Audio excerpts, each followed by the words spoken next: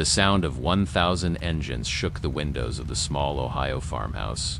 On the porch, a greedy manager and a corrupt sheriff were seizing a 92-year-old widow's furniture over a $300 debt. They thought she was alone. They thought she was defenseless. What they didn't know is that 48 hours earlier she had used her last 2 cans of soup to feed 20 freezing veterans. And now, that gang was back. They weren't there to cause trouble. They were there to pay for dinner and teach an entire town what honor really means. Before we dive deeper into Alara's story, a story that will shake your faith in the system but restore it in humanity, I need to know, where are you watching this from? What corner of the world are you in right now? Drop your city and your country in the comments below. Let's see how far this beacon of hope can truly travel. Your voice matters. Help us get this channel to 1,000 subscribers. God bless you for joining the family. The wind in this part of Ohio doesn't just whistle, it screams.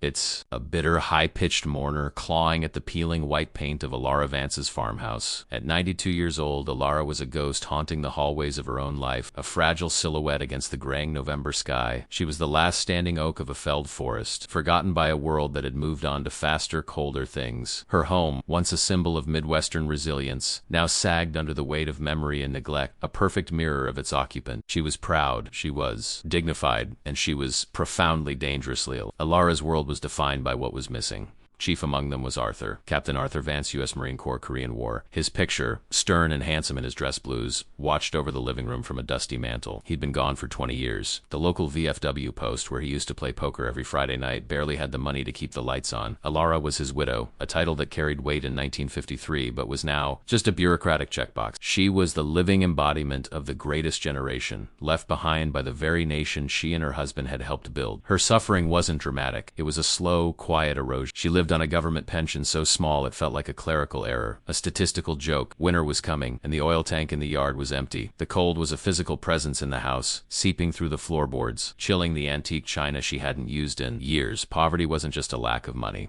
It was a lack of heat, a lack of options, a constant, dull ache in her bones that matched the ache in her heart. She was trapped in a fortress of memory, under siege by the modern age. Hunger was a frequent, unwelcome visitor. Alara was a master of rationing, a skill she'd learned in the Depression and now perfected in her old age. She ate 1 meal a day, usually a piece of dry toast or a thin, watery soup, but her cat, a stray she'd named General in Arthur's honor, never missed a meal. She would open a can of tuna for him, her own stomach twisting in protest, and watch him eat. This was the core of Alara Vance. A pure, unshakable goodness. She would starve before she let another living creature suffer, a kindness the world had long stopped showing her. Despite the crushing poverty, Alara maintained her dignity with a fierce, unwavering pride. The farmhouse, though decaying, was impeccably clean. The floors were swept, the lace doilies on, the end tables were free of dust. She was a woman from an era where self-respect was paramount, where you faced the world with your chin up. Even if that world was indifferent to your existence, she refused to be seen as a victim. This pride, this unbreakable spirit,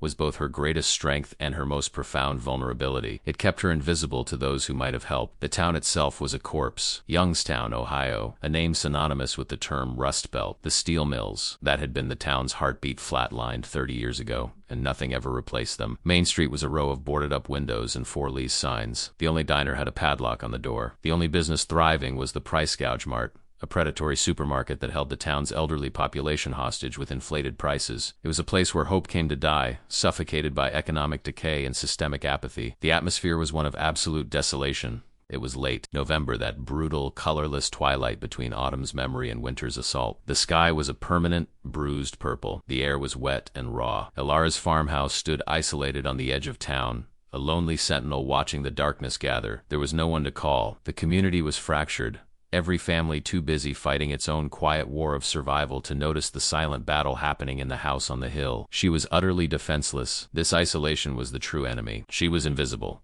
To the government, she was a case number. To the town, she was a relic. She would sit in Arthur's old rocking chair, wrapped in a threadbare quilt, and watch the cars speed past on the highway, never turning, never stopping. She didn't want pity, she just wanted to be seen. But in the calculus of modern America, a 92-year-old widow with no money and no voice simply didn't factor into the equation. She had been erased before she was even gone. And so Alara waited. She didn't know what for. She waited for the cold. She waited for the end. She was a perfect lamb, tethered in a field while the wolves circled. Her goodness was a beacon in this desolate landscape, but it was also what made her a target. The world, you see, has a nasty habit of trying to snuff out the lights it finds too pure. But it forgot one thing. Sometimes the purest light attracts the most unexpected guardians. It happened on a Tuesday. The sky was the color of a fresh bruise, and the air smelled of snow. Alara had just endured her weekly ritual of quiet humiliation at the price gouge mart. She stood at the register, her small, veined hands trembling slightly as she counted out her change. The manager, Mark Henderson, a man whose smirks were as greasy as his thinning hair, watched her. Her check was $1.50 over her balance. He didn't just refuse it. He announced it, his voice slicing through the checkout aisle. "Sorry, Alara," he boomed. "Guess Arthur's pension didn't stretch this month." He voided the transaction, leaving her with only what her few crumpled dollars could afford. She walked home, the plastic bag cutting into her fingers. This was it. This was everything she owned in the world. Her last groceries. Inside the bag were 2 dented cans of tomato soup, a small net of potatoes already beginning to sprout, and a loaf of day-old bread. This was her plan for the next week, a meager feast she would stretch until her next check arrived. She walked beneath the dead branches of the town's oak trees, a small, proud woman carrying the weight of her own invisibility, her dignity the only thing keeping the biting wind from shattering her completely. As she reached her sagging front porch, the sky tore open. It wasn't just rain. It was a vicious, sudden squall of freezing rain and hail, the kind of weather that feels personal, an assault from the heavens. The ice pellets stung her face and rattled against the thin roof of her porch. The world was instantly obscured by a sheet of white and gray, the temperature plummeting. It was a storm that didn't just chill, it threatened. It was the kind of storm that finds the cracks in your home and your spirit and worms its way inside. And then, through the roar of the wind and the clatter of hail, came another sound, a different kind of thunder. It was low, guttural, and getting closer. It was the sound of heavy machinery, of controlled rage. Alara squinted into the swirling sleet. A line of powerful headlights cut through the downpour. One by one, they pulled up, stopping directly in front of her dilapidated garage. 20 motorcycles, not hobby bikes. These were Harleys, big black and chrome beasts that idled with an impatient growl, their riders a row of leather-clad gargoyles in the storm. These were not weekend warriors. These were men from an infamous veterans motorcycle club, a brotherhood forged in the deserts of Iraq and the mountains of Afghanistan, now navigating the concrete jungles of a nation that didn't know what to do with them. They were covered in road grime, engine grease, and rainwater. Their leather cuts were adorned with patches that spoke of loyalty, sacrifice, and a code the outside world mistook for criminality. They were on a cross-country ride, a thunder run to the funeral of a fallen brother in Pennsylvania, and the storm had caught them on this forgotten back road. They looked terrifying. They were terrifying. These were large men, hardened by war and hardened by a life lived on the fringes. Tattoos snaked up their necks and covered their knuckles. Scars, both visible and invisible, marked every one of them. They were soaked to the bone, their beards dripping, their faces set in the grim masks of men who have seen the worst of the world and given it right back. They were, in that moment, 20 angels of death parked on Alara Vance's dying lawn, and they were starving, freezing, and looking for shelter. Their leader, a man built like a refrigerator with a beard that reached his sternum, was known only as Reaper. His patch identified him as the club president. He was the one who had led them down this road, and he was the one who would get them out. He swung his leg off his bike, his boots hitting the muddy grass with a heavy thud. He looked at the small, fragile house, then at the even smaller, more fragile woman watching from the porch. He walked toward her, his mind bracing for the inevitable. He expected fear. He expected a slammed door, a trembling hand pointing a shotgun. A frantic call to the sheriff. Reaper climbed the steps, the old wood groaning under his weight. He took off his soaked gloves, revealing hands the size of dinner plates, the knuckles scarred and tattooed with USMC. He stood before her, a giant of a man dripping water onto her welcome mat. He was about to ask, gruffly, if they could use her garage for half an hour, when Alara Vance spoke first. She didn't flinch. She didn't recoil. She looked past the leather, past the tattoos, past the fearsome reputation. She saw only the man. "My goodness," she said, her voice thin but clear like a tiny silver bell. "You're all soaked to the bone. You're gonna catch pneumonia out here in this." She pulled her thin cardigan tighter around herself, and then, unbelievably, she pushed the screen door open wider. "Get inside. All of you. Now. You'll catch your death of cold." There was no fear in her voice, only the sharp, indisputable authority of a grandmother. Reaper stared. He hadn't heard a voice like that, a voice that held only genuine concern since his own grandmother passed. He was stunned into silence. He turned to his men, who were watching with equal disbelief. He gave a short, sharp nod. One by one, 20 of the most feared men in the tri-state area filed past the 92-year-old widow. They shuffled awkwardly into her pristine living room, terrified of dripping on her clean floors, their massive frames dwarfing the antique furniture.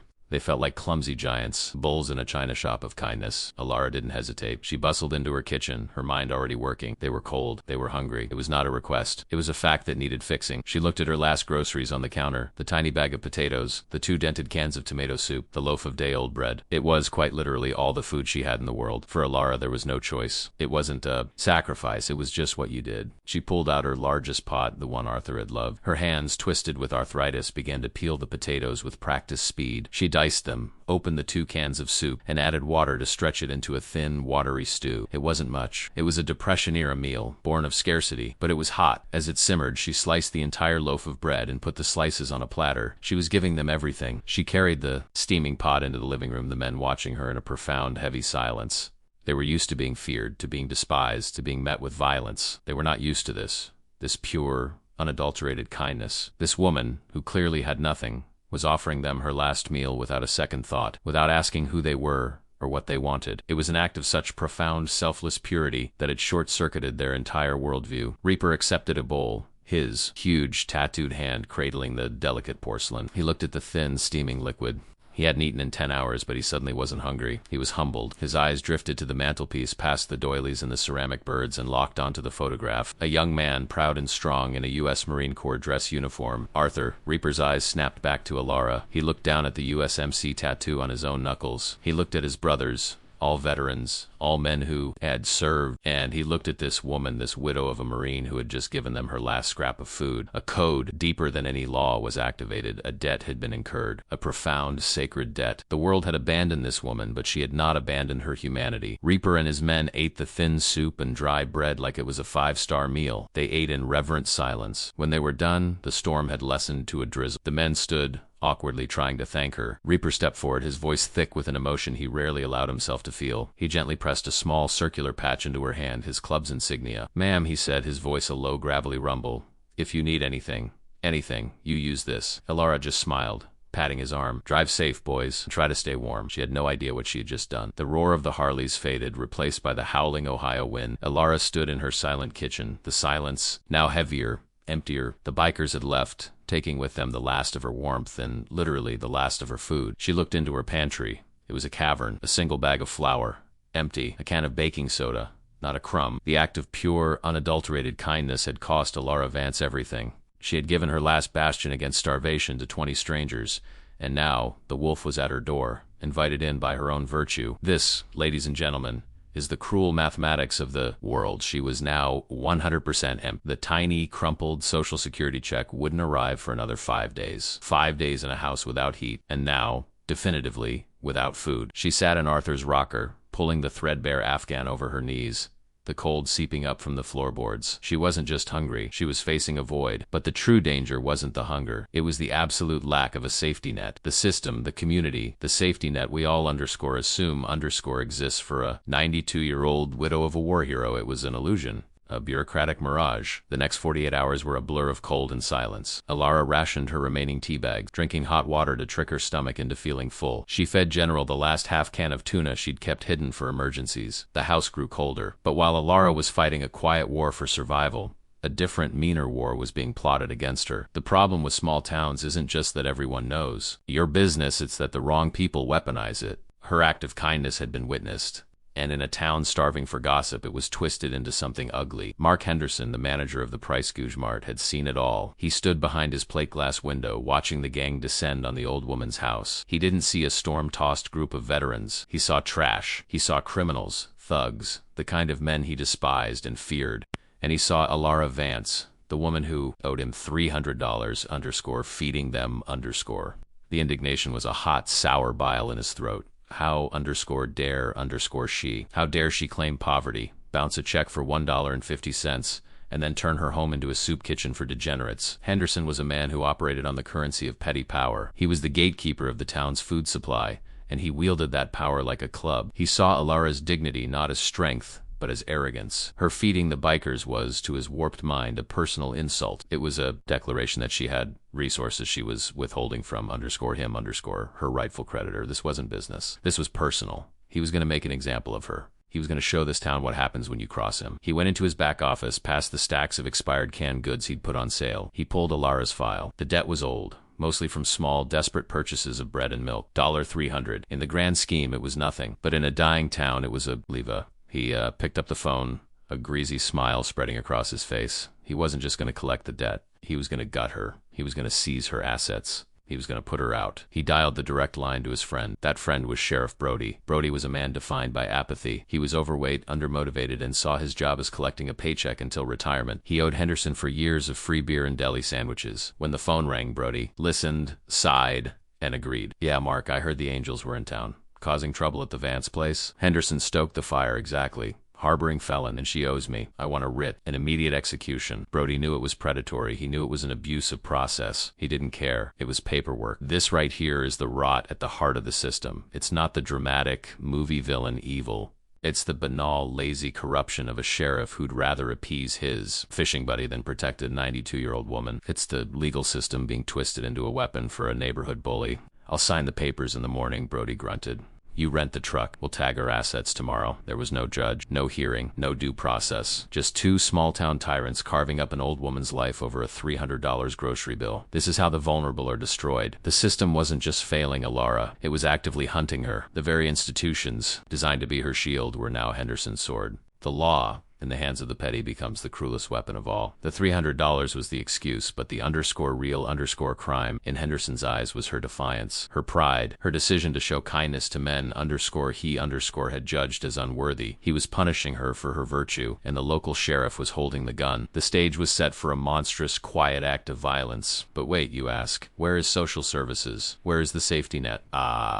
You see, the system had already failed Alara weeks before. A caseworker, a young, overworked man named Mr. Davies, had paid his annual visit. He came armed with a clipboard and a checklist, his eyes glazed over with bureaucratic fatigue. He was looking for signs of imminent danger, filth, hoarding, physical abuse. He found none of that. He found Alara Vance, proud, articulate, and spotlessly clean. She had even offered him her last Earl Grey tea bag in her good china. Davies sat on her antique sofa, sipped his tea, and looked around. He saw a clean, tidy home. He didn't see the patch on the roof leaking into the attic. He didn't see the thermostat set to 50 degrees to save oil she didn't have. He never not once asked her to open the refrigerator. Why would he? She wasn't at risk. Her dignity was a shield, but it was also a camouflage. It hid her desperation perfectly. He saw a proud woman, not a starving one. On his form, in the cold and personal language of the state, he wrote his judgment. Client is stable, home is clean. No immediate need for intervention. He checked the box. He closed the file. He got in his government-issued sedan and drove away, feeling good about himself. He had done his job, quote, and in doing so, he had signed Alara's death warrant. He had officially declared her not in need, making her invisible to the one system that might have saved her from Henderson's greed. The failure was total. 48 hours. To the minute, Alara was sitting in Arthur's chair reading a worn-out copy of The Good Earth when the headlights flashed across her living room wall. It was too early for the mail. She looked out the window. It wasn't the mailman. It was Sheriff Brody's cruiser,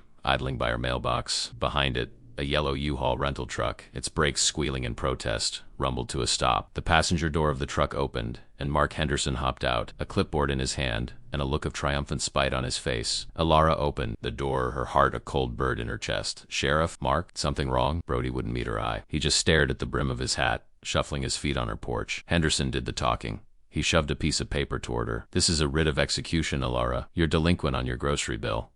$300. We're seizing assets to cover the debt. Alara's mind couldn't process the words. Seizing, assets? For groceries? It was a grotesque joke. That's the law, Brody muttered, finally finding his voice, though it was weak. My hands are tied, Alara. It's a court order. A lie. It was an order he signed, not a judge. Henderson pushed past her into the house. He was followed by two local teenagers he'd hired for $10 an hour. Start tagging, Henderson commanded. He pointed at the grandfather clock in the corner. That'll fetch a bit. He walked over to Arthur's mantelpiece, his dirty fingers grazing the folded American flag from the Marine's funeral. This was the moment of total despair, the ultimate violation. The system wasn't just ignoring her, it was actively dismantling her life, piece by piece. They put a bright yellow sticker on Arthur's rocking chair. They put one on her bed. They put one on the dining table where she had just fed 20 hungry men. She was being unmade. Her history, her memories, the very objects that defined her existence, were being reduced to inventory for a $300 debt. She was 92 years old, and she was about to be homeless. Alara stumbled back, sinking onto the porch steps,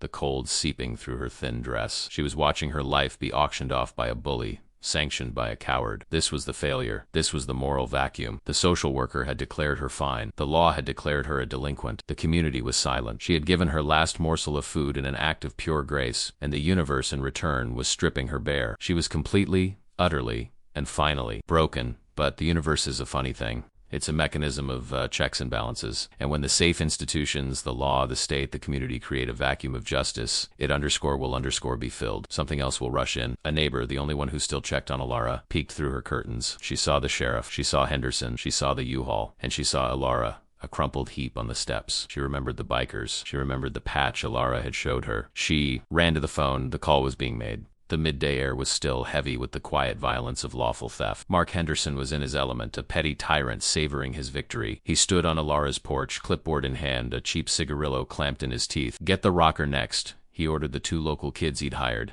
and the grandfather clock. "The rest is junk." Arthur's rocking chair, the one he'd sat in every evening for 40 years, was being carried out the door. A yellow seized sticker slapped on its arm like a brand. This was the pinnacle of Henderson's power, the visible, public destruction of a woman who dared defy him. Alara sat on the bottom step of her own porch, a refugee in her own home. She was numb. The cold of the concrete seeped into her bones, but it was nothing compared to the ice in her heart. She wasn't crying. She was beyond tears. She was watching her life, her memories, her marriage to Arthur, be dismantled and appraised for a $300 grocery bill. Sheriff Brody leaned against his cruiser, cleaning his sunglasses, deliberately looking anywhere else. He was the system's complicit muscle, the coward who signed the paper that let the bully win. The 2 teens, clumsy and indifferent, scraped the side of the rocking chair against the doorframe. The sound of the wood gouging _screech_ was a physical violation, a shriek of protest. "Watch it, you idiots," Henderson barked, not out of respect for the antique, but for its resale value. "That's $100. Easy." He was reducing Alara's entire existence to a price tag, liquidating her dignity for pennies on the dollar. This was the absolute lowest point. This was the moment the world had officially, finally broken her. And then it began, not with a sound, with a feeling. A low, subterranean vibration that came up through the soles of their feet. Henderson frowned, annoyed. "What is that? The 405 freight train?" Sheriff Brody, a man who knew the rhythms of this dead town, slowly put his sunglasses on, his face paled. "Mark," he said, his voice quiet, "the tracks are 5 miles from here, and this ain't no train." The vibration wasn't _in_the air, it underscored the air. The vibration became a hum. The hum became a growl. The growl then exploded into a deafening, earth-shaking roar. It wasn't a single sound. It was 1,000 synchronized thunders. A mechanical apocalypse. The windows of Alara's farmhouse began to rattle violently in their frames. The antique teacups on her shelf chimed against each other in a high-pitched panic. The ground itself was trembling, shaking the dust from the porch roof. This was the sound of a promise being kept. This was the sound of righteous, mechanized fury. Henderson dropped his clipboard. The cigarillo fell from his slack jaw. Brody instinctively took his hand off his holstered weapon. This wasn't a threat his training covered. This was a force of nature. The sound was coming from both ends of the street. It was surrounding them. The 2 teens, who had just picked up a floor lamp, looked at each other, dropped the lamp with a crash of shattering glass, and ram.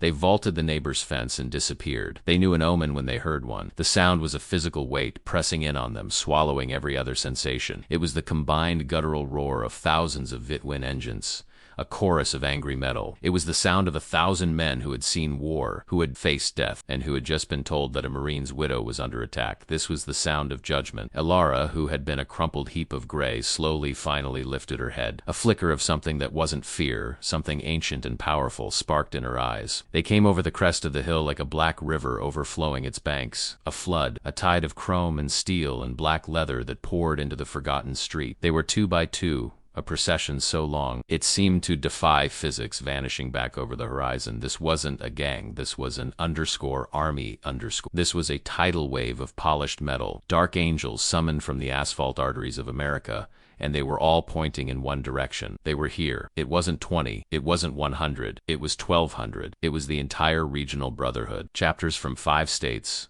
A network of veterans and patriots who had ridden through the night. They rode, fueled by black coffee, righteous indignation, and a sacred, unbreakable code. They didn't slow down.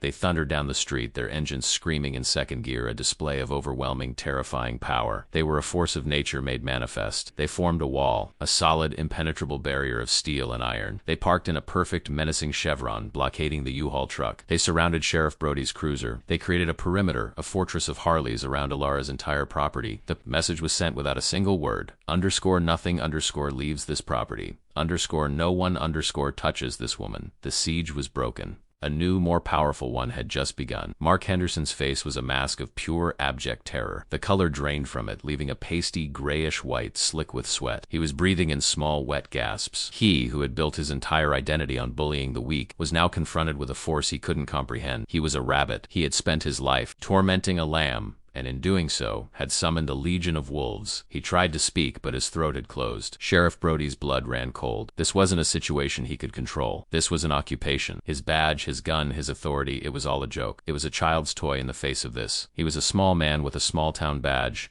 and he was now facing a national brotherhood that operated on a higher, older law. He instinctively raised his hands, palms forward, a gesture of surrender, even though not one biker was looking at him. He'd been rendered utterly irrelevant. The town vanished. Doors slammed. Locks clicked. Window blinds snapped shut. The neighbors, who had been silent witnesses to Alara's slow starvation and public humiliation, now hid from her salvation. They mistook the cure for the disease. They saw the leather, the tattoos, and the noise, and they cowered. They were cowards, hiding from the very justice they had been too weak, too broken, or too indifferent to deliver themselves. And then the true power play. A single hand, gloved in black leather, went up. It was Reaper, and in perfect, terrifying, synchronized unison, _click_, 1,200 volt twin engines were cut. The silence that crashed down was more profound, more absolute, more terrifying than the roar. It was a vacuum, filled only by the cold Ohio wind and the sound of Mark Henderson's panicked, shallow breathing. The world held its breath. _thud. Reaper's boot hit the pavement. _thud, thud, thud, thud.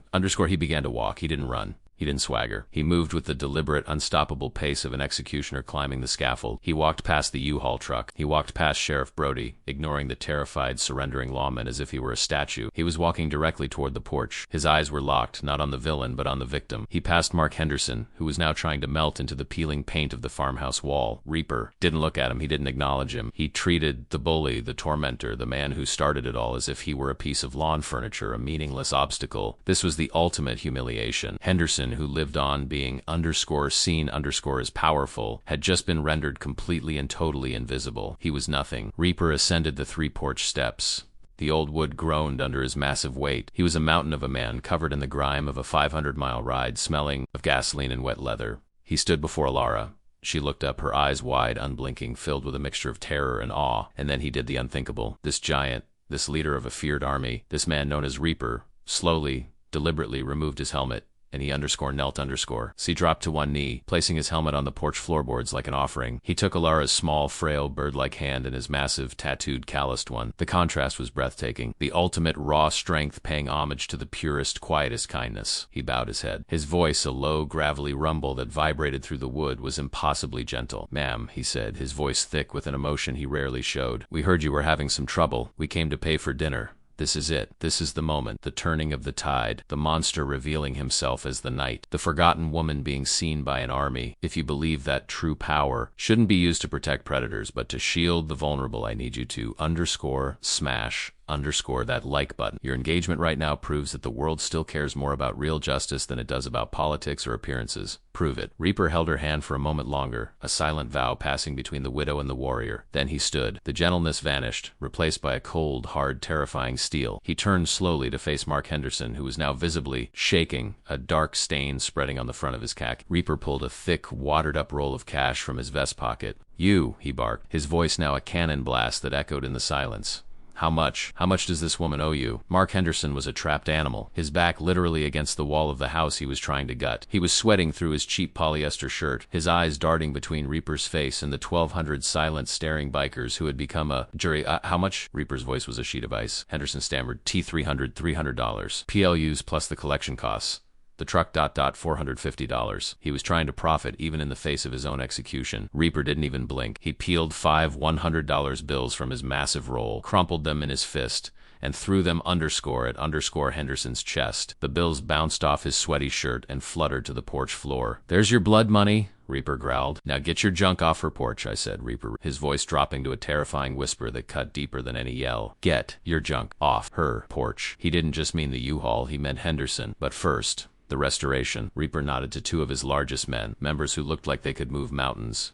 They moved with terrifying efficiency. They walked underscore into underscore the U-Haul, their boots heavy on the ramp. They emerged carrying Arthur's rocking chair, handling it not like seized goods, but like a sacred relic. They bypassed the terrified Henderson, walked it back into the living room, and placed it gently exactly where it belonged. They proceeded to unload underscore everything underscore piece by piece, returning her life to her, reversing the violation. Henderson, clutching his $500, began to stammer, his mind snapping. Okay, ... okay, ... we're square. I'll just ... I'll just go ...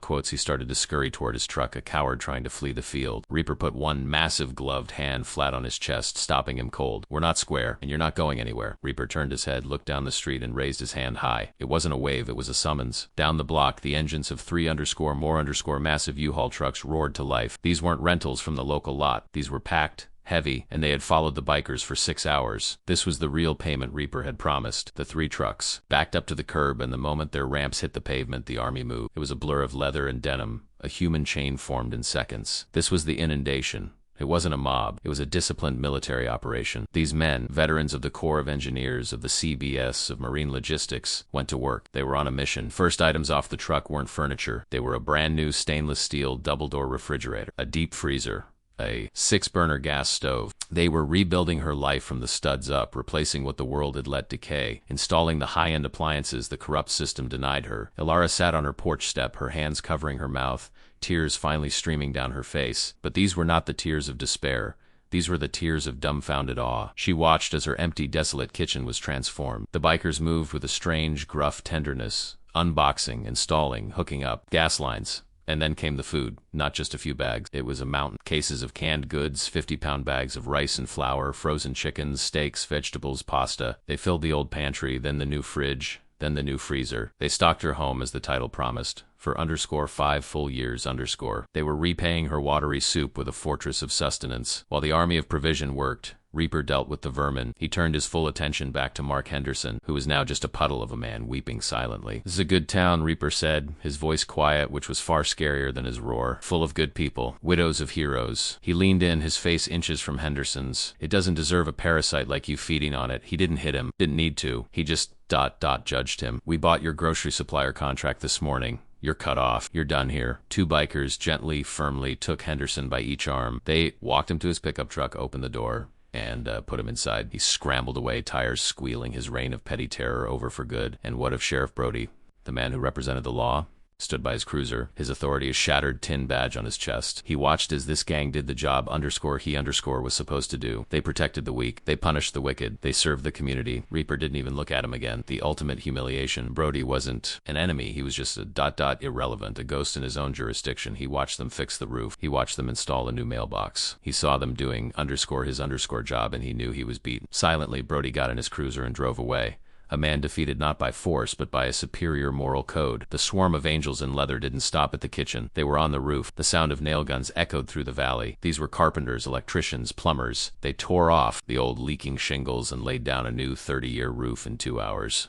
They ripped out the drafty, broken windows and replaced them with new, double-paned glass. They painted the entire exterior of the house, covering the peeling white paint with a warm, dignified cream color. They weren't just stocking a pantry, they were fortifying a life. They were winterizing her home against the cold, and her life against the predators who lived down the street. The final touch, the one that made Ilara finally let out a sob. A group of the roughest-looking men with scarred knuckles and no mercy tattoos, went to the overgrown front garden. They saw the patch of dead, thorny sticks that had once been Arthur's prized rose bushes. With a tenderness that seemed impossible, they pulled the dead roots, and from one of the trucks they brought in underscore new underscored bushes, dozens of them, vibrant, healthy, blood-red rose bushes. They planted them in the fresh-turned soil, a living memorial to the Marine who was no longer there, tended by the brothers in arms he had never met. They were planting life back into her world. By dusk, the work was done. The house was transformed. It was no longer a symbol of decay. It was a fortress of honor. The 1,200 bikers gathered on the lawn, their engines silent. Ilara stood on her new porch, wrapped in a new thick quilt someone had placed over her. Reaper walked up to her. He was holding a small black leather vest, a cut so small it looked like it was for a child. On the back was the full 3-piece patch of their club.